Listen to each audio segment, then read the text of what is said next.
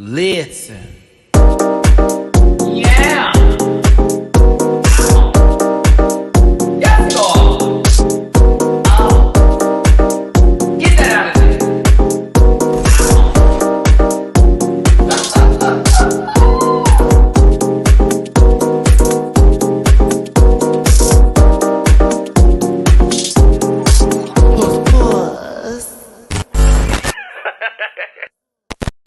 Hey everybody, it's your boy Matty Rants. Thank you so much for tuning in today to another installment of the Pvalley series as I dip out and want this to be a tad bit. Can we get a different lighting here? No. Yeah, we're going to leave it right there. I need to bring you in just a tad bit closer. Just a tad bit closer. Thank you.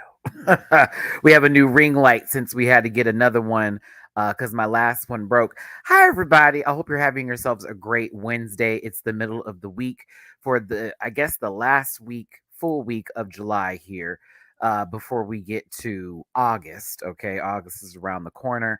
And of course, I'm ready for August to get here because that means one more month until my birthday. But at the same time, we're not here to talk about what's to come. We're here to talk about what we watched this weekend, which was Pvalley. And this is episode 7 of season 2, Jackson. This one picks up right where we left off. We have a lot to discuss today. There are 3 points of view that I'm going to be discussing over the narrative of this show. As you know, we had Uncle Clifford, Little Murder, and Grandmother Ernestine, a big scene, a big situation there. Also, we're going to get into something that was the girls were losing their crap over, for a particular scene. Y'all weren't ready for that blouse to pop. Y'all weren't ready for that blouse to pop. That blouse got on top, okay? And it's like boom, boom, boom, boom, boom, boom. Boom, boom, boom, boom, boom. We gonna talk about it. Also, Mercedes and Terica take a trip. And it's very interesting this episode plays at a certain time in America's unfortunate history where certain rights have been lost. And of course, this was a conversation. And I'm glad certain decisions were made. Also, we got to talk about Autumn Night dipping in and out of this episode, but really to check on Keyshawn as what's going on with you and Derek, Miss Mama. I'm glad we are going to finally maybe get some help for Keyshawn. And who best to do it than the liar of all liars, Autumn Night, aka Haley. I see a lot of you in the chat already. Thank you so much for being here. What's going on? Maddie, love you so much. Yes. Hi, baby. Thanks for being here. Thanks for tuning in. I hope you're having yourselves a good Wednesday. I know I'm trying to, okay? I actually woke up super late, so we would have had this review up earlier, but your boy, I was tired from last night. I also have to make another doctor's appointment to go get my ear checked out because once again, my right ear is not giving what it needs to give, and we might have to do another wax removal, which I'm not happy about, but the only appointment I could find was on a Friday. So either way, we're going to have ourselves a good time today. We're going to talk about Pvalley and have some fun. So thanks for tuning in. Do me a favor, hit that like button, share, and subscribe. If you don't know who I am, I'm Matty Rants. I do this for a living. If you want to find me on other social media platforms, it's basically in the link tree in the description down below. It's at Matty Rants everywhere except for Twitter, which is at the Matty Rants. But if you grab a branch and eat some fruit off of that link tree, you'll find yourselves on me. Words. You'll find me on other social media pages. Also, you can find this reaction now available. I actually got this reaction up earlier than expected. I thought I wasn't, but I did. The reaction for this episode is now available on Patreon if you join for as low as $1. $1 a month, $1 for 30 days or 31 days or 28, depending on what month it is. You can enjoy all of the reactions that I do from all the episodes that I, of course, review on YouTube. So you can see those reactions. Also, on Patreon. Yeah, I'm starting to realize it's going to be a thing because I have very small, very tiny ears. If y'all don't know that, I have small ears. And so the last time I went to go get them looked at or whatever, they told me, they're like, ooh, it's going to be rough as you get older with earwax. So I have to be very careful. And those little earbuds I bought, those little Beat Studios, I can't really use them anymore. These are much better for me. So but dainty ears. But yeah, my ear canal is very small, and so any little thing gets in there, it's like Nah, baby, nah, baby. Hey, Lim, thank you for the super chat. I appreciate your love. Very reminiscent of Ricky and Pray Tell.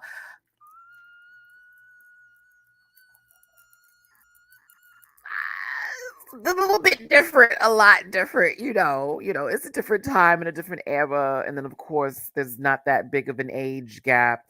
And, you know, ain't nobody letting the children know what time it is. It's not that. You know what I'm saying? So this is a little less New York and more the South. You know what I'm saying? No shade. Like I love Pray Tell and Ricky, but so this is a little different. A big difference. you know, baby has some trade up in there that don't want his business being taken out. Okay, like, oh, you ain't gonna do a little murder like that. Not for no Ricky. Ricky with the Janet backup. Okay, so here we go. Here we go.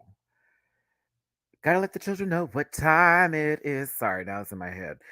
Do me a favor, as I've already explained. Oh, I'm also available on Cameo. This show we're going to talk about today does have some pretty serious topics and elements to it. I do want to make sure that y'all understand with this disclaimer that I am protecting myself as well as you and understanding what this program is all about. I do this show for entertainment. So this is the disclaimer. I'm not going to read it for once. I'm just going to let you have a good time with it. You can pause this moment if you feel like it, if you're watching this program, and just take a look, because in reality, it's a disclaimer. And when we're going to talk about the show, we have our own opinions and such, but nothing's to be taken too serious. This is all just opinions, okay? So let's go ahead and jump right into Pvalley, this episode 7, Jackson. I am going to do this a little bit differently than I do my normal reviews, like for Drag Race. For Drag Race, I like to do like a narrative form of review where it's beginning to end. With Pvalley, I want to go through sections. I want to go through story arcs and specifics and then really dive into those moments and then wrap it up into a nice little blanket, okay? And I sort of go by impact, but not all the time. Also, if you want to drop me a little tippy poo, okay? If you want to drop me a little tippy poo, it's paypal.me/MattyRants, Cash App $MattyRants, Venmo MattyRants. You know, Angela, just in case, because I see what you're saying there and I feel you, it's just in case, because some people really take offense for me existing, okay? For an opinion that's not actually, stemmed in them, but they take it as personal. I have to protect myself. Because these days with YouTube and social media and how girls like to flip stuff around and make things what they're not, yeah, I'm going to continue to throw that up there. Because we're talking, we're just having a conversation, okay? Mind you, they flagged a video of mine for somebody saying their own opinion about something one time, and it really wasn't that deep. But hey, Gabby, Choppy Valley has my blood pressure in a chokehold. I'm telling you. But yeah, thanks for being here, everybody. Let's get this ball started. Now, I thought we were going to have a Clifford origin story episode, and it kind of turned into sort of like pockets full of it, maybe just a little bit. But we also got a moment to get Loretta Devine to sing. Thank you, God, for the P Valley people having Loretta sing for us on this good old, Saturday night, Sunday morning for the babies that watch. I see you, Dina. Wait, was Loretta Dina or was she Effie? I forget which one she was when they did Dream Girls.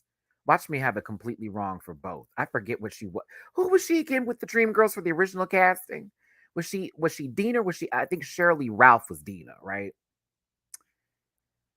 Come on, man. Laurel. There it is. That's what it was. Laurel. Okay, thank you. I was like, it's somebody. I know. I was like, no, Cheryl was Dina. And Jennifer Holly, there we go. Okay. Laurel. Okay, cool, cool, cool. Let's move past that. But you know what I'm saying? It was nice to see her in this look. It did give us that dream girl moment. I felt like they were paying an homage to her history as an actress, but also to get into Ernestine's life as this club owner of the Pink, when it used to be a different name, and how it spanned over decades for her, and she kept it going. We saw her from what was it, the 60s to the 70s to the 80s, and she's held this place down. You can see people in the background exchanging a little dollar here and there because that just was that safe place for that to happen. And she was the proprietor and owner of this spot. And this also lets us know the legacy that Clifford, Uncle Clifford, who's been called that by his mama, who's sitting right there. Mind you, that purse shows up later when he's talking to Little Murder in his house or whatever. And it was this kind of moment to see that Clifford has kept all of these things that, for the women in his life that have really meant something to him. But Uncle Clifford grew up seeing his grandmother running this club and his mama, being a part of that situation and how much joy it brought them. It did give us great context to why Uncle Clifford has this real divide in his heart over wanting to sell the property and the money back because this is his legacy. And so he had women build this legacy up. Excuse me. It was the great granddaddy, then the grandfather, then his grandmother, and then there you go. What just happened?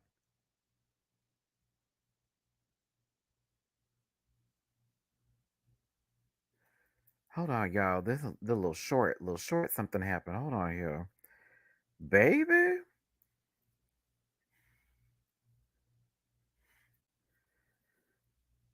What?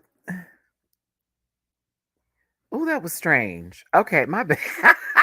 I was just talking and it like got a little short or something happened and went bloop. Okay. We back. My bad, y'all. I was on my roll here. Hold on, y'all. I was on a roll. I hate it. I was in my storytelling mode. I hate when stuff like that happens. Ah. Okay, hold on. Let me get my slide back up. That wasn't it. Here we go. Thank you. Oh shit, what's going on?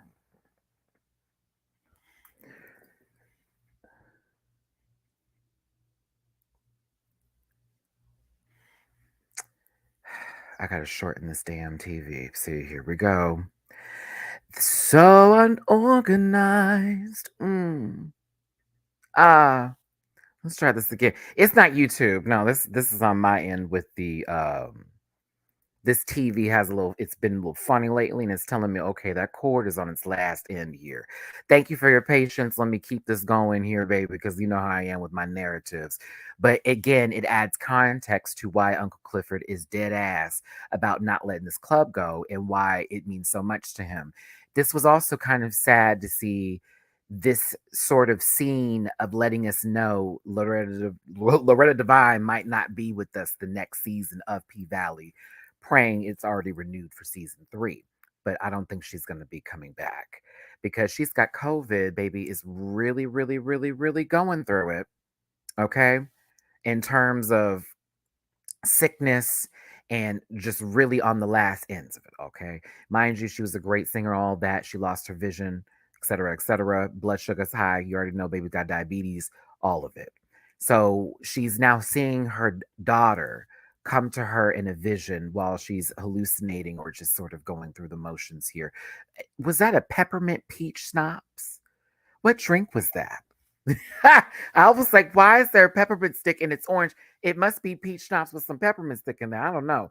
But she was asking her mama to come home. It's time to rest. And Loretta Devine's character said, no, it's not, baby. I'm not done yet. We'll come back to that in a second. Because that was oof. Loretta can act her ass. She can act her way out of a paper bag, baby. Girl. Dirty martini with a peppermint stick? Ooh. A peppermint pickle? Really? That's what that's called? With pickles? What? For real? You. I'm sorry. No, is it really pickle juice? Wait. Look at me. I'm like, wait. Like, what? Okay, let's move on to Clifford and Miss Autumn here as they finally come to a boss bitch to boss bitch conversation. Autumn is letting him in, which is why I want Clifford to relax a little bit with her, even though something tells me I don't want Autumn to mess over Uncle Clifford because this is really his legacy, right? But Autumn also helped make sure that this place stayed intact. This could have already been bought, sold, and been done. Autumn was a part of the makeup to make sure that this place was still running, but she's trying to get a big, big price, okay? Big price for the property and wants it to be $10 million. 10 million. Someone help out Nia in the comment section. She's saying I'm frozen. I don't see anything stopping me right now, nor nobody saying anything else about it. You might need to refresh your screen, baby. But when it comes to this scene right here, I think Autumn's coming out of more respect than, like, oh, Clifford, you know, I want to take you down. I'm trying to remove the club and all that kind of stuff. No, I think she really wants to like give him something to stand on after everything he's been through and for him helping her save the club and for bearing the body. Okay. And she's just trying to do big numbers so she can move on. Like it's like, okay, 5 is cute, but like let's really go where it needs to go. You know what I'm saying? So Cliff still is holding this legacy. I don't blame them at all. But the money, girl. And it's almost interesting because this is going to play a factor in the conversation him and Little Murder are going to have because of money and love and, traveling and getting back on the road again and all that kind of stuff. So Autumn was not necessary this episode in terms of a main character, but she played the supporting role in terms of tying into certain characters that are no longer speaking or have separated because of situations. Keyshawn, for example, and Autumn's gonna come through in the night because I was really here for that last scene. We'll get there in a second, but yeah, Autumn comes in with the big money. Like I'm trying to do this for you. Cliff don't understand, but at the same time they do. It's just a conflict within themselves, especially with, the grandmother still being right there. hmm So before we get into Uncle Clifford Little Murder, before we get back into Autumn Night and Keyshawn's whole situation, let's start with Mercedes and Terica's journey, shall we? Thank you for tuning in, everybody. It's your boy Matty Rants. Hope you're having a good day. Do me a favor, hit that like button, share, and subscribe. We are talking about Pvalley Season 2, Episode 7, Jackson. This is a live review. Why am I giving radio teas after 11? All right, here we go. All right, so we remember that Terica came to Mercedes' house in the middle of the night in the last episode, and she's pregnant, okay? This is the exact same sort of situation scenario that Mercedes already went through and something that they were trying to avoid. But of course, with Shell basically being a complete drunk from Moscato, ill. And of course, Mercedes not really having access to see her child, not by the fault of her own, but of course, in reference for the fact that the life that she was living at the time and what she was also the age and the factors that were put in place for Mercedes, it was very hard for her to take care of her daughter at the time. While she may have wanted to, her whole driven purpose was to get that studio so that way she could get Terica back, show she's not just a stripper or escort, and make it all right. But of course, not everything worked out because her bitch ass mama, oh, excuse me, Pastor Woodbine, decided to take the money that was supposed to be for Mercedes. Mind you, the same money that she put into the church that Miss Woodbine was a part of, that the man was using it for. Do y'all hear me now?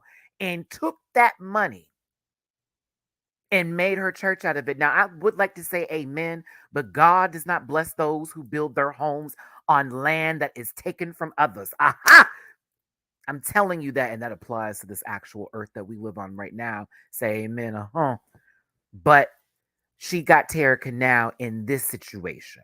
Now, remember, Terica likes her favorite color is green. Of course, it's like I had, the idea of having my daughter be here, and this is what I thought. But she learned later on more about her daughter from being away from her, maybe than where she would have been closer to that, right?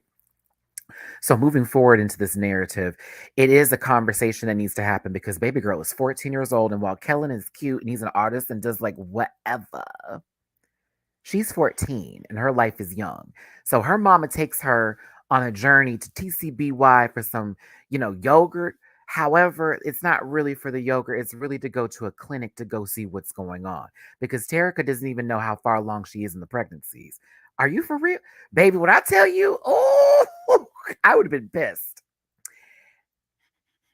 You don't even know how long this has been, baby. This is not just, okay, I'm gonna have a child. Whoopee. And you're 14, and this boy, y'all go to school, still in school. He can get a job at Crystal's part time. Oh, sweetheart. Let me tell you something. Matthew at 14 to Maddie now in what, 35? About to be 36 next in 2 months. Sister, I wish I could go back in time and have a conversation. Oh. Ooh, I wish that was a true thing for time travel. Please let me go back and go before you do these five, I would say five things that I would tell myself. Do not go for this and go for that. That'd be the last things I do. Boop out. I don't know what my life would be like, but she's giving her the option not just to get the abortion, excuse me, okay, but also to be educated in what's going on with her body because the clinic isn't just for, you know, doing things like having an abortion. It's also for you receiving some help with your health at a rate where you possibly don't need your insurance or any money to do that. And also, you know, it's a lot. Plus, where they were at, I'm assuming it may have been illegal or they just didn't want the records in the state of her having said abortion at such an age. So they went to Jackson in order to do it in that city. I'm not quite sure how that went down. I don't know the process of that real talk. I've had a couple of friends who've had ones before, but it was interesting having this conversation through this episode, especially after what happened recently with Roe versus Wade. And I'm like, oof. You do see how it was very much left to the decision of the child to make that choice on whether to have the baby or not. Um, let's go in the comment section here and let's get into it. She went from a positive test to a bump overnight. I had to rewind to make sure I didn't miss something. LOL. Basically, 3 days had passed, but when she had came into the house, she already had a little tummy because she was like holding herself or whatever. So I'm just assuming they wanted to give her like the bloats. I don't know. I don't know. I don't listen. I know so little about the women's body. Do you understand what I'm saying? I know enough. Not even enough. Barely. Also help Auburn collect the money for Montavious. That's what she did. Why are you telling her to work it, then go off because she using protection? We're going to get there in a second. That was the weirdest thing on the planet. I was very upset at that part of this episode. I just want Tara to keep the same energy with Shell that she gives Mercedes. Because, like, let's be clear. Shell is really the worst kind of person for Terica right now, especially because Miss Mama's drinking herself into submission and into being incoherent. And it's how is Shell expecting to get a job? Like, I don't understand it. Surprisingly, that episode was filmed, not written, like I mentioned before, in 2021. Little did Katori know, the abortion thing, it was going to become the heck of a period piece 1 year later. Was that a pun? Did you have to say period piece? Did you really? Did you really? Jackson was probably closest clinic for those services. Okay, there we go. Chuckaloosa. The actress is pregnant in real life. Okay, so that was written in then in case. Oh, okay. Oh, okay. Well, that works out. Interesting. Isn't that what happened in Star for like a particular season because Miss Mama ended up getting pregnant, so they had to like write it in? I forget. Anywho, regardless of all of that, this also just plays into Mercedes' storyline with Terica, wanting to get her back, and of course, the decisions that were made when she was younger. But we also get a little bit of information as to how that all went down to where Terica was born. Now, once again, her bitch ass mama, oh, excuse me, um, ugh, Patrice is just trash. I cannot stand her. I can't stand, ooh, I cannot stand Patrice. Like, it's, she just is the epitome of a backwards Christian. She is the epitome of those who took God's word and like really misconstrued it to their own selfish binding. Like there is no way that this lady is still here. Okay. Her and Derek are my least favorite people on the show.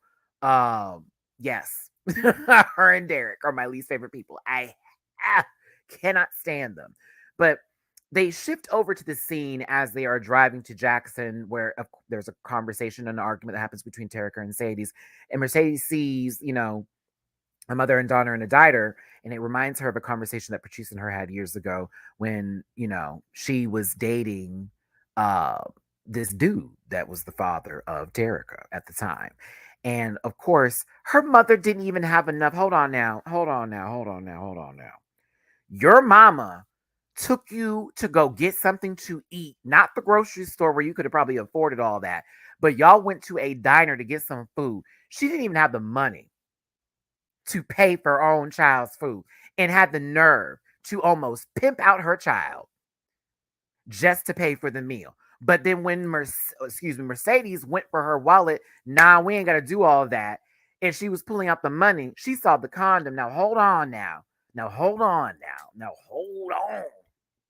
This is where I got a little upset, children, because I was like, so you didn't even have no money to take this little baby out to eat. You were ready to pimp out your child to this grown man at the diner because clearly you're past due. Face cards not working no more. Apparently, them titties ain't rocking the way they used to be, even though they look great. It's giving me she's a mad bitch. So ain't nobody trying to go honk honk. I don't understand it. Why didn't she go out there and have to have with that man on behalf of getting the food versus Mercedes having to be the one to do it? That really pressed to me. I was like, how you gonna hold her out? But then when she pull out her own money and you see the condom, mind you, it's a Magnum. Bow, bow. Mercedes is getting that boom, boom. Okay, she's getting that. It's hitting every kind of wall. I think her mother was mad because she was getting one, dick. Two, I think her mother was mad because she had money. Three, her mother's always been jealous. Four,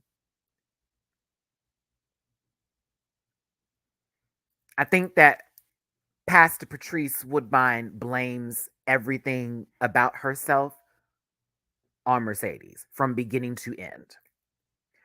The fact that she beat her child in that diner blew my mind. Blew it. I couldn't believe it. And I was also saying to myself, I get this is TV show, this is production, but like, why was no one doing anything?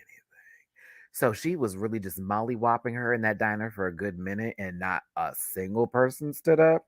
What part of Chuckalisa is this? And what kind of motherfuckers live over there where they ain't getting up to stop somebody's grown beating on a child? That was weird. I said, this is clearly written for that because in reality, that would not have gone down. Mind you, it's an establishment where people are eating and working. Somebody's going to get the fuck up and be like, So that's why I was like, okay, that was TV. That's fine. It was also a terrible scene, but it gave us context to Patrice and Mercedes' relationship that is then brought up even in a deeper way as they're going up, of course, into this abortion clinic. Excuse me, not abortion clinic, but just a clinic in general. Excuse me. Over 100 of y'all in this piece. Thank you so much for being here. Please hit that like button. YouTube loves to see it. I love it even more. It really helps out with the algorithm. Make sure you get in the comment section after this while you're also live chatting. I appreciate every single one of you. If you want to drop me a tip in my jar, it's paypal.me/MattyRants, Cash App.SimonRants, and Venmo MattyRants. Hey, DB, we are here talking about Pvalley season 2, episode 7. This is Jackson, and they're now in Jackson. Terica and Mercedes have made it to the clinic. Of course, they're dealing with, I mean, something that we saw on TV, and of course, people have been screaming this forever, but anti, abortion people are sitting out there and trying to make them feel bad for going into the clinic to take care of something that is really important for this young lady with the same complications of giving birth and also having an abortion. Same thing could happen. Okay. This was a lot. And it was Terica's first moment of understanding where she was at.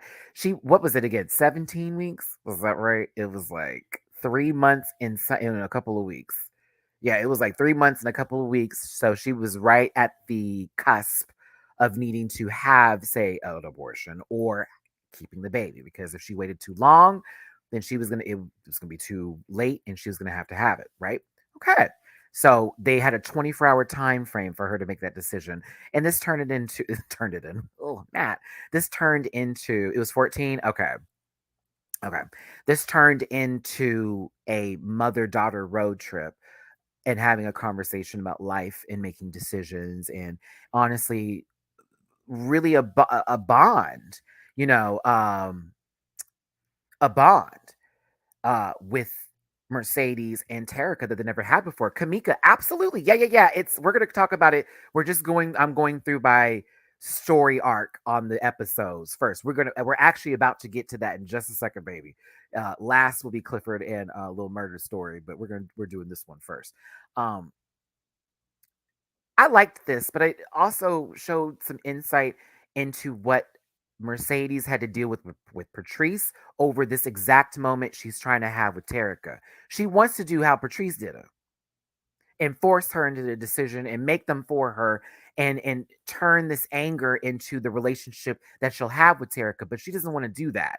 She remembers how Patrice did hers like horribly. You know what I mean? And this was deep to see that play out with Terica, of course, blaming Mercedes for some things, but also asking, why didn't you fight for me? When in reality, Mercedes had to tell her they wouldn't let me fight for you. Shell and Patrice jumped in and made it so that wouldn't happen. She had the baby when she was young. They took the baby out of her hands.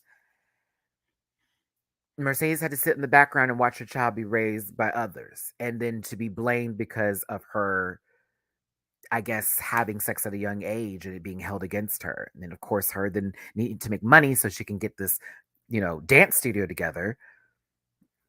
Her mother was still using her while she was stripping to get the money that she needed to get away from that. B! When I tell you, this is the stuff I'm talking about with this show where I get upset. Like, I know we're not doing it today. Also, the Black Lives Matter signs held by the pro-lifer people was layers. Girl, let's have that conversation. First of all, y'all sitting out here with all these signs talking about don't do it, you're going to hell, this, that, and the other. Okay, are you about to pay for this baby's life? Are you about to take this kid to college? Are you about to clothe this child, feed this child, do all that and then some? Are you going to have this baby for them? Are you going to go through all the health problems that they're going to probably accumulate or not have, or all the stuff that comes with that? That shit blows my mind when I see shit like that. And I'm thinking to myself, are you about to do all those things for those people?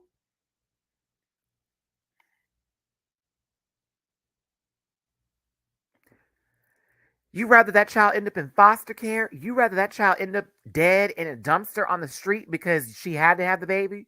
Oh, okay. Well, it's her choice. Now you're making it about that. That's why I get very upset when folks take very small compartmentalized moments and make it the biggest deal when there's so much more layers that go into why something like that is necessary and needed, okay? And why it's important, why it's very important. Like, come on now. And it becomes about faith, and really God has nothing to do with it. And it's being used as a weapon against people. Like, it's ridiculous. So I just really get angry when folks have the nerve to tell people what to do with their own bodies and this, that, and the other. But meanwhile, quiet on any sort of social issues that actually matter and things that actually affect the world and possibly the way of living and how we eat, sleep, and breathe. You know what I mean? Like, you're now focusing on smaller issues that have nothing to do with you. Like, not at all. And I always find myself really getting upset with women who are about, well, men can't say anything about this. There are a lot of men on women's side in reference for this who understand, like, it's not only about your bodies, but it's about the big picture of it all as far as health is concerned. And when someone who is a pro-lifer, who's a woman who's like, you can't speak on my body, this, that, and the other, I'm like, yeah, but my sister and my mother and all these other people who I know who are women who are like, trying to get you to understand, what do I tell them? Because you can't speak for them. And that also is another thing as well. Do not be a person that goes, as a black, as a white, as a man, please don't be that. I hate people like that. Oh, that's a bad word. I dislike people like that. Hey, Crystal, that's silly. As this, I can tell you, no, you're not speaking on behalf of nobody. You ain't speaking on behalf of a motherfucker, okay? Don't do that. That's how you get clowned in life, okay? Please don't. Oh, okay. So, anywho, listen, I've had to take two of my good Judies, one in college and one in high school, to go get theirs, baby. And we had a good time afterwards. It was not in terms of a good time, I mean, like, we went and had fun. I tried to get their minds off of everything that happened. It was very emotional. It's not an easy decision to make, but it's a decision that was made for the betterment of their lives. And honestly, they went on to have their own lives and married people and have children now and all that kind of stuff. But at the time, oh no, no, ooh, oh no, no, no. Especially the situation that happened too. One of the girls, it was unfortunately one of those, Bill Cosby situations, and we had to go ahead and do that. The guy, I think, is still in jail. Okay. And then the other one, that's personal, but it was some really gross stuff that happened, and we had to do it. I remember my mama getting involved with that. It was like, oh no, I remember my mama being like, oh, do you need me to drive you? It was deep. So like again, it's a lot, but everybody has their story. It's a situation. I just wish people would stop telling people what to do when it comes to stuff like that. Okay. Sending you love back in Alaska, Crystal. Love you, love. But yeah, Mercedes finds the right way to approach Terica by letting her make her own decisions, but letting her also know, I got your back. I've already been through this with you. She's being a much, much, much, much better mother than Patrice ever was. Okay. And I like how this arc is going for them. She's basically like, you can come stay with me. Shell doesn't know that Tarek has like just been over there like that, or that she's going to be staying there. But I think this is going to also play into the next episode. And, I think this is going to play into the next episode. And I think this is become a very big issue between Shell and Mercedes, and Tarek is going to be thrown in the middle of this part. So, ooh, it's going to be weird.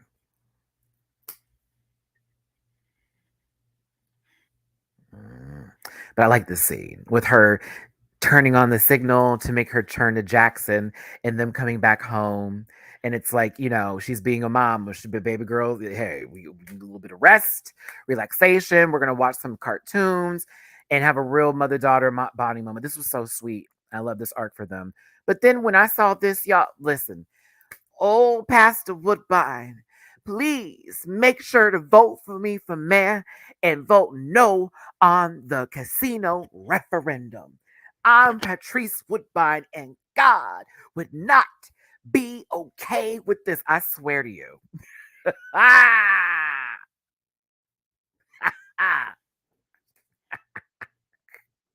I hate this lady so much, but I love her character. She's all kinds of toxic, okay? Shell too busy sucking down the wine jugs, child. As given she drink Boone's Farm. Oh, ooh, not Boone's Farm. So she's got gas. No shades to the Boone Farms babies, but you know what I'm talking about. That's a little indigestion, heartburn, gas kind of wine. Not all wines are good for you. Don't drink no Boone's Farm. Honey, if you get it from the corner store, I don't trust it. All right. Moving past Mercedes and Terica's story and getting into Keyshawn, who I was concerned we were only going to get like this much from this week, but I'm glad we got a little bit more. Okay. Beautiful children.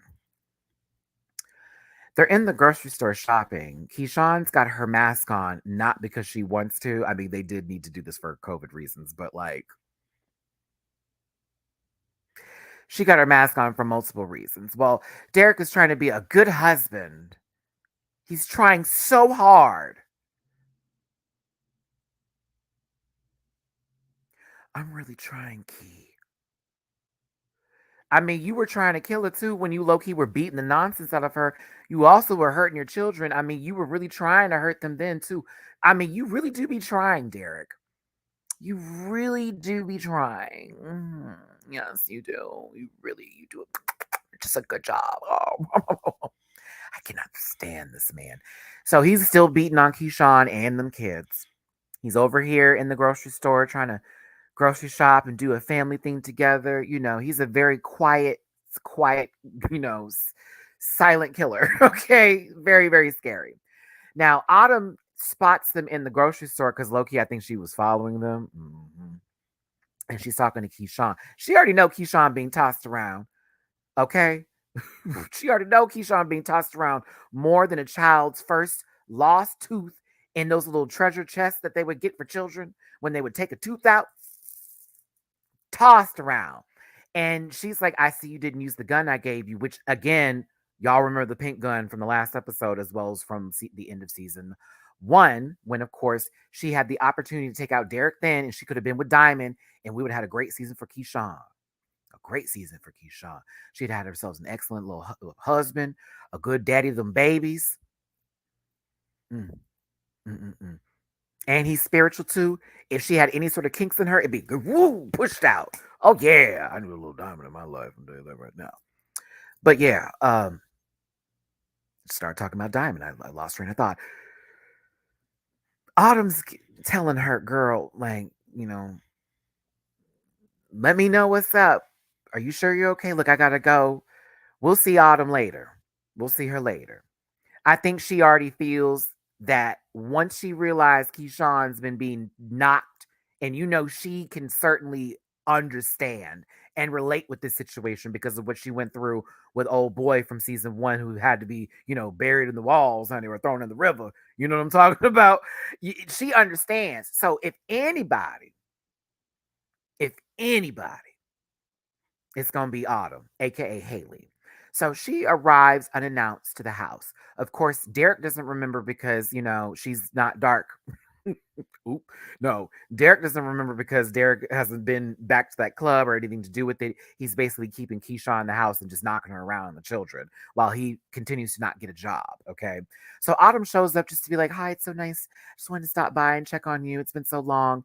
It's my girl. And of course, this leads into one of my favorite monologues I have heard on this show. I lived for this monologue that Autumn gave. Let me tell you a story about a little girl named Haley. And she's literally telling Keyshawn how everything went down in a sort of playful way, in a sort of way to tell it around children so nobody's like, oh my God, this is so deep. Also, while telling the story, imagine if Derek was listening to the conversation. So while she's telling the story, it sounds like a fairy tale because Derek doesn't know full tea about Autumn, aka Haley. Do you feel me? Uh-huh.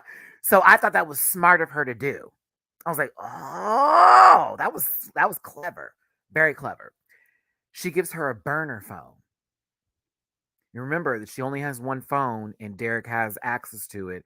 It's like one of them iPhones, so he can keep tabs on her. Oh, bitch. She got her one of them regular Andes, little regular Androids, Andes, like to call them. Yeah. Get your little burner phone. I said, here we go. When you're ready, you call Haley Stanfield, I think that's the name, on that phone. When you're ready, when you're tired, when you're really ready. Key, if you don't take this now, this will be worse than Handmaid's Tale. If Key does not take this now, it will be worse than Handmaid's Tale. I want Derek. It's Colton. Okay, I knew it was a C something. Colton, Kim, Caliboom. I need to do Haley's voice. Hold on. Call me when you're ready to swim. There it is. Call me when you're ready to swim. There it is. There it is. She said her head back. I want him to get the worst kind of way out. I would like him to get the worst kind of way. Please. If we allowed some man to be thrown into the river and his spirit to be laced in a strip club, child, I am asking for the worst for Derek. Okay? Like, please put that man on some property that slaves have worked on. Bury that body down in there, child. I need some kind of hoodoo put in there. I want the worst. I want the worst.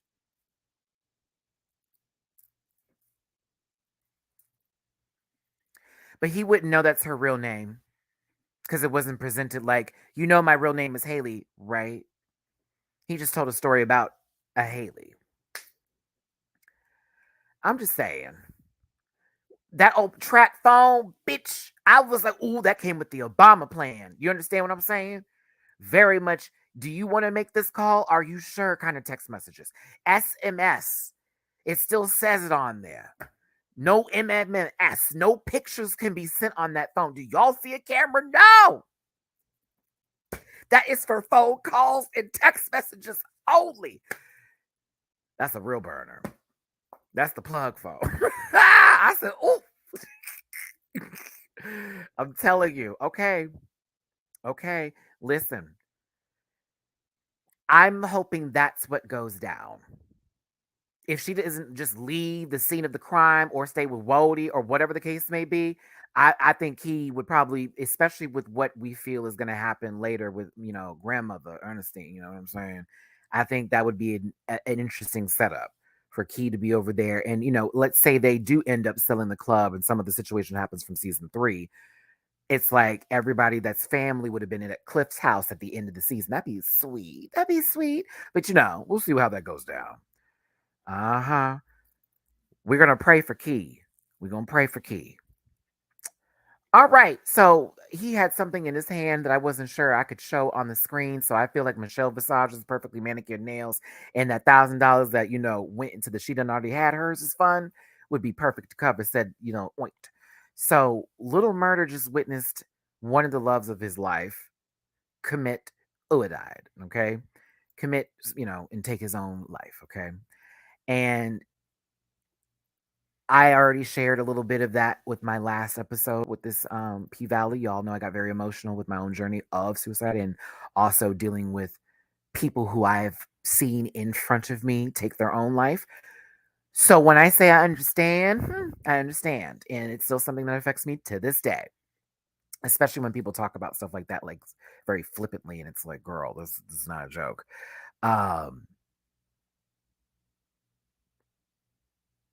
But, poor baby is really going through it. Somebody was very, very important to him couldn't make it. And it also put Lil Murder in a situation where he's not even sure what he wants to do anymore. Because it's like he just wants to be happy, but he also doesn't want to lose anybody that he loves. And he's also conflicted because he's living a double life. Like he really wants to just be himself, but because of the reputation he's built, time, energy, relationships, all of that is weighing down on him. Lord knows I know. I've dated many DL men in the past. Lord, do I know how that goes down. I have been Uncle Clifford. I mean, ain't topping nobody, but I have been Uncle Clifford. Okay. If I couldn't pass, I couldn't go to the function or occasion. Okay. And most of the time they be coming to my house, I'll go to their house. That's it. Ain't nowhere else we going. It's right here near. Maybe to this spot over here, because none of my people live over here. Maybe we go there. Always a trip. I know that life, baby. I know it. Crystal B, thank you for the super chat. Diamond need to lock Derek's spirit in a stone and chuck it into the river. Oh, I'd be here for that too. Crafty did. Let me tell you something. This life we live.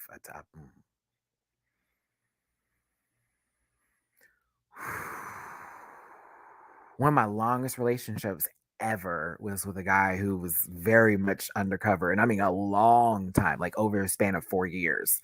We dated, and I can't knock anybody who is like dealing with stuff like that because it's very much an internal conflict in people's families and lives and stuff. It's very hard to just remove yourself from things. So I used to be at one point in time, like mad about shit like that. Like, oh, why is it for me that I can't just be DL like that too? Da, da, da, da, da, all that kind of mess. I have to be out. Have to be because I'm clockable in occasions, unless I'm like standing very still. But I get it. I understand. But it's also in due time, they'll come to their own place and space and they'll feel comfortable. They'll figure it out. But it's not like when people are trying to like expose folks, that's just ridiculous. Like, don't do that. Please don't. Okay, let me move forward in this because, yeah, every time this. That's why I think I like Pvalley because I see so much of like my life in Uncle Clifford, not a full scale of it, but just certain elements. Whew. I'm like, yep, been there. Yep, that was me. Uh-huh. I'm like low key. You know, I always loved it. My daddy used to say to me all the time, Matthew, I try to do the best for you in life. You had all the nicest cars, we had the nicest houses, and yet you always was in the hood. And my brother used to claim the hood, even though he would never drive through there. Yet, meanwhile, I was in there with my friends or my people or whatever. Meanwhile, going right back to my nice little house and all that. And then things would happen this, that, and the other year. I was out there with the trade, child, with the actual trade, not drag race. Ooh, they're masculine looking. No, but like two strikes, motherfuckers robbing, but yes, them. Okay, dealers and all that, doing the most. Matty. My 20s were wild, okay? But Lil Murder is in the house. He's been there for a couple of days after that really tragic incident. Ernestine, of course, is appreciative of it because Uncle Clifford's food is not really what it's given. And of course, Lil Murder, is a cook too. Okay. Made some smothered pork chops, collard greens, some candy yams. Oh, I love yams. Okay. And really had that good food going. But of course, Ernestine could smell the blood that was on him, the blood that was not his own. And it really shook Lil Murder because he's still not fully here with what had happened. He still hasn't gotten through it just yet. Uncle Clifford is shocked to see his grandmother is taken care of by Trey. Let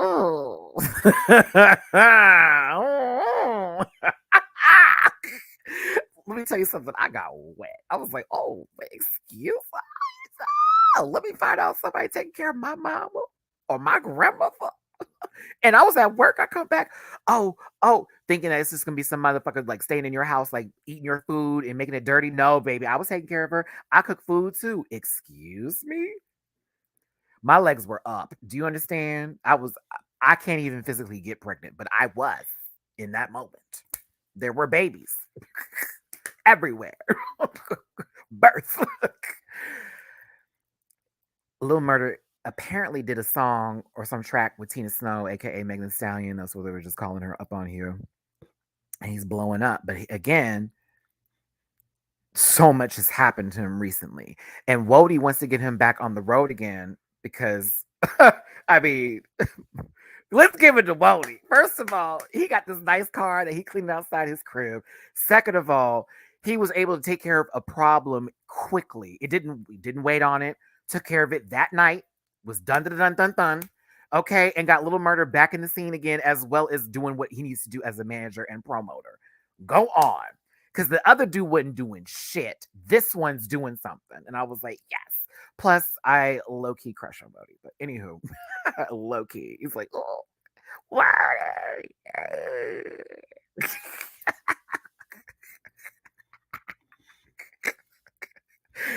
Anywho. Right, Janice? I was like,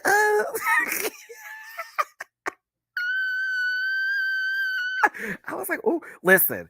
I mean, that's probably also why I'm like, yes, because again, I used to deal with dudes like that as well, who was like, we don't play no bullshit.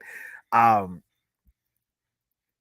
why I live. Ooh, somebody got a problem with me, daddy taking care of it. Taking care of it. Ooh. He's the one where it's like, okay, we gotta go. I'm not asking questions. My bag is already packed. I have a second one that's gonna come along the way. We leaving the dog at your grandma. Bye. I wouldn't ask questions. I think he likes Keyshawn. And I think that he knows Keyshawn's problem, but he's also in a place where he's like, that's going to be on Keyshawn to do. When she's ready to let that man go and tell me what's good, I'll take care. He gives me that energy. When she says yes, I'll go. But like until then, I'm gonna let her do what she want to do because clearly she likes this man, and then she's not letting him go. So, it is Wody's the moment. But yeah, Lil Murder is, he doesn't want him to know that he's at Uncle Clifford's house, even though Wody already knows. Wody already knows. And of course, Uncle Clifford and Lil Murder are really opening up and having a conversation. He made him this food. Everything seems to be just going the right kind of way, but the real problems are not being addressed where it's okay, this is all cute and lovely, but I don't want to do this temporarily. I want this to be like a forever thing. I've been doing this for years. Okay. Like, what's this going to be if I'm going to say the LOVE? You know, Clifford realizes, okay, baby's not going to really be going nowhere anytime soon. Let me go through my old trade clothes and see what I can find for him. And of course, Little Murder was like, well, I can't believe you have some clothes that don't represent anything that's feminine. And again, the label of gay and bi and this, that, and the other doesn't apply for Uncle Clifford. Uncle Clifford's a free spirit. Do what they want to do. Nothing is really put into that box. And also they know themselves. And a lot of gay folks don't really, it's not, hi, my name is Matty, I'm gay. You know what I'm saying? Like when people ask me all the time, like, okay, who are you? Or what are you? When in context to my sexuality, I'm like, I'm Matthew, I'm Matty. Because to me, I know what I like, and I also know what definitions define folks. And that's not something that's a full definition on someone's character, is their sexuality. It's not. So I always give, I'm Maddie. Why you worried? It also let Lil Murder know that Clifford's not only secure in themselves, but it also lets him know that I don't need a label for anything to be understood about me. It's very clear. Don't do it. Lil Murder's learning a little bit and opening up, but he also notices that Cliff kept all his postcards. And of course, the favorite one that he liked was um the one about him wearing red, which was the one where he was gonna write something completely different, if y'all remember. And then he wrote something else. I think he was gonna write I love you or this, that, and the other, and I miss you, but he wrote something different. So they find out that grandmother Ernestine has left the house. I don't know how she got away, how far she went, but she done walked out the door and now we're looking for her. And apparently, she was on her way to the Mississippi River to go to heaven to end it because she feels it's her time. She's burning up and sick, hallucinating possibly, and she's heading to the river to get the water. She needs the water, and it's interesting. Lil Murder is like right here in the situation dealing with somebody else who is about to pass when he just had somebody not 3 fucking days ago take their life in front of him while he is now with Clifford seeing someone who is he knows is important to him literally on the last days of their life. This is heavy. This is heavy. And as the water is poured on her, and of course, she's trying to talk to Cliff and can't get out the word, she touches Little Murder's face and then faints for a second to only get brought back up again. They get her to the house to have the police called. Child. When the ambulance, the paramedic said, "Sir, and we need you to," and Lil Murder rolls up behind Uncle Clifford and said, "That's ma'am. Take me now."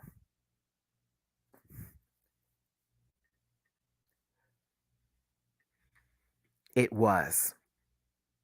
And I caught that too, Gabby, when I was looking at it. I was like, that's the same spot. The same spot.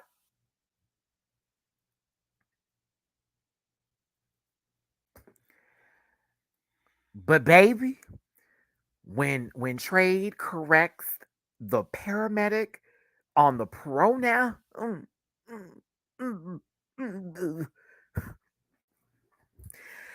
this was me. I've been eating whipped cream. I've been. Oh, I had some Ari Lennox playing in my head. Let me tell you something right now.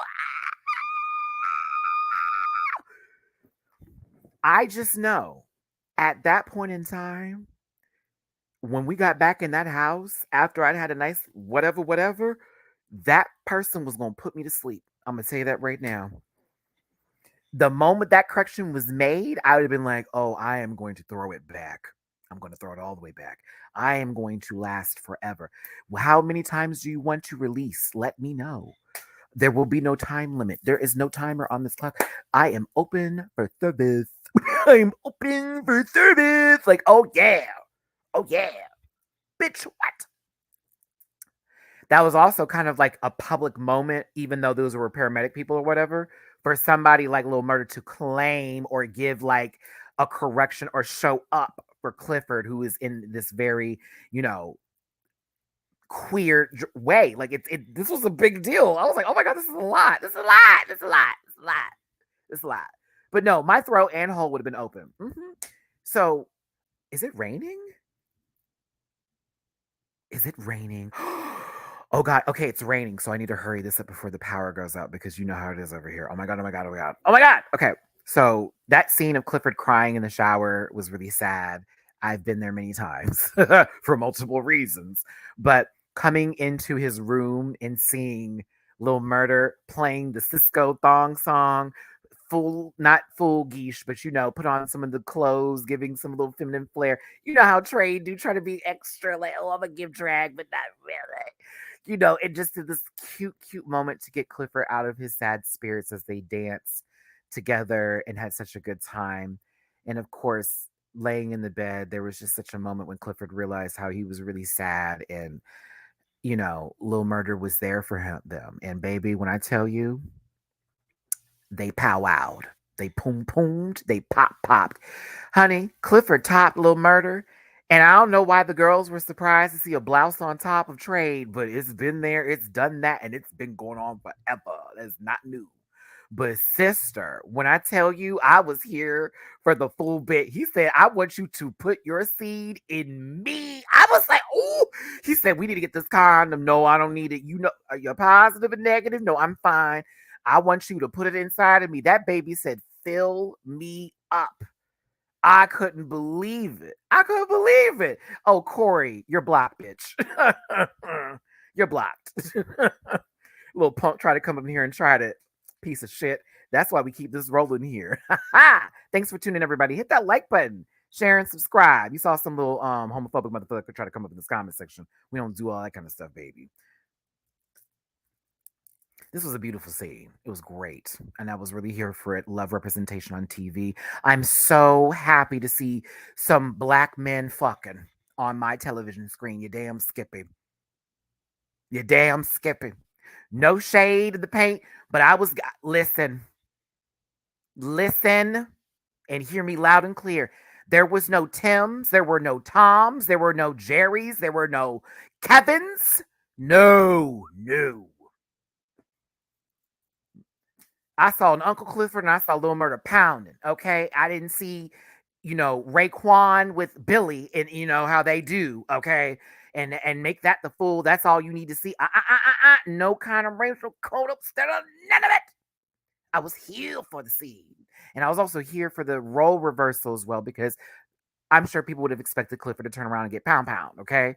That's not always the case. That's not how it always is. And that's sometimes those images really fucks with people's mentalities and minds and what they think is beautiful and attractive because they're afraid of what society deems as okay and acceptable and what we should find attractive and whatever. Fuck all that noise. I was here for it. Yeah, I didn't want to see Deshaun and Cody. I didn't want to see it. I get sometimes for me, it's like, come on now. Like, that's not the only relationships that are out there where it's meaningful, powerful, and has a beautiful moment. Like, it doesn't have to always be that way for television. Like, you can hire me, you can hire other black folks. We good. It's gonna look nice. Trust me. We can act too, baby. Like, you don't have to do that. You don't need to do that. Who wrote that? So I was here for this shit. Yeah, Euphoria is the exact opposite. There is no black on black love. Oh no. And I love Euphoria down, but like, you ain't gonna see two niggas getting together. That's not gonna happen. That's not gonna happen. I was here for Uncle Cliff getting on top and going wow wow wow, bow bow bow, saying boom. I was here for it. Either way, there is a moment afterwards when it comes to, those two having this moment. And, I think Lil Murder realizes, I don't think I can leave you, or how am I going to do this now? Because now it's really complicated, because now I really know I love you. And now I really know I don't want to leave you, but I still want to have my gigs and do all that. And then the other, and like Uncle Cliff says, I'm not going to be in the dark for nobody. So you better figure it out. I don't want to say nothing to you right now. Like, we'll do it in your time, but like, at the end of the day, I ain't gonna be a secret forever. So it's beautiful, but this shit's complicated. It's complicated. Mad complicated. LL Shady Gal. Yeah, let's talk about thick. Uncle Clifford is like Monet level thick. See, mind you, Monet told us she's a top. All that wagon they're pushing. That all that wagon they pushing. So again, you could be shaped with a Coke bottle and still slang it. You know what I'm saying? Hell, Blake's the top. If you see Blake in person, Blake is shaped wonderfully. Okay. But that's a pow pow friend. Okay. Blake about to pow pow. See, I'm the one with the bam bam. Tops are pow pows and bottoms are bam bams for me. Because that top about to pound that bam. Top of that bam. Pow.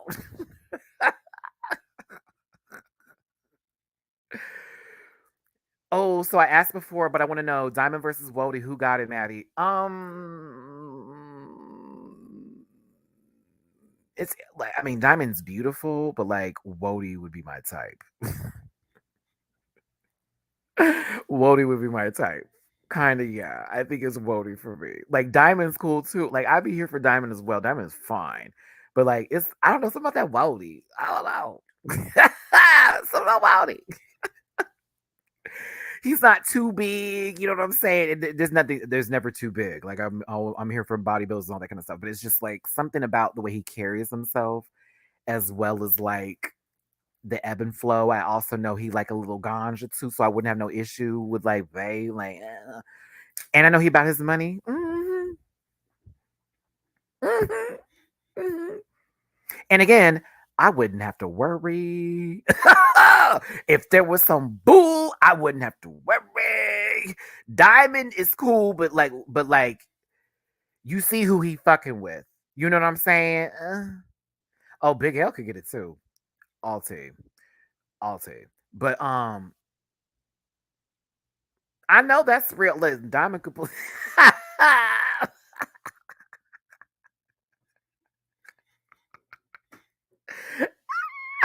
I'm just saying.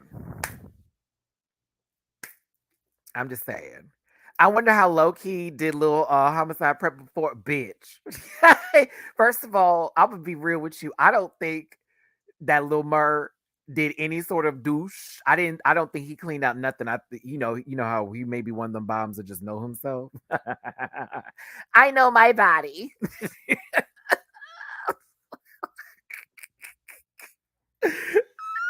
I can't. Okay, y'all, listen. We gotta stop. We gotta stop because we about to dig in. Woo! This episode.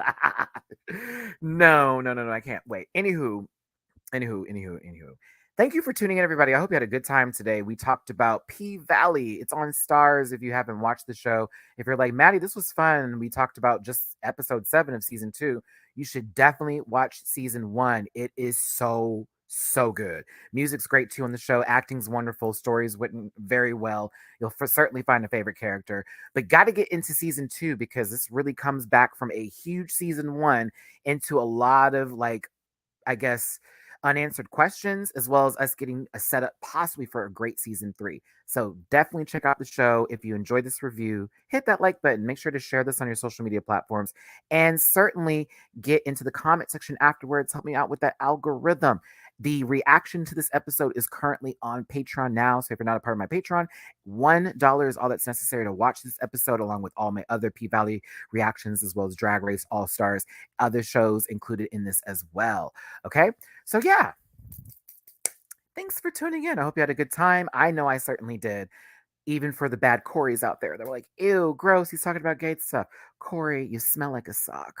You probably look like one too, and a crusty one at that. God bless you and those grown toenails you got for fucking teeth, bitch. Okay? So listen, take care, everyone. Do yourself a favor, give yourself a pat in the back or a big hug from me. I love you down. Do not let those negative thoughts consume you. They are not a part of your makeup. They're not a part of your design. That's only bullshit. That is only there for temporary. We can push that out and continue on with that good stuff, okay? I love y'all so much. Take care. I will actually see you tomorrow. I was going to take a break to do reactions for Canada and for France, but Drag Race Philippines dropped their cast for the Meet the Queens. So I will be doing a Meet the Queens for Drag Race Philippines tomorrow, a little bit earlier than this video here. Yes. And we'll have a good time with that one. So tune in tomorrow. We'll be talking about Drag Race Philippines. Friday, Drag Race Canada is what we normally do, but it's actually going to be moved to Monday next week because Friday is Renaissance Day and I'll be doing an album review. I did not listen to the leak. I am not happy with people who did that. But Friday we'll be doing Renaissance. Saturday will be All Star 7 panel Sunday. Monday, Canada's Drag Race. Back to Tuesday, Drag Race France. Boom! All right. I will see y'all later. Thank you for tuning in. Don't forget to listen. And I will talk to you next time. Bye. Listen. Yeah.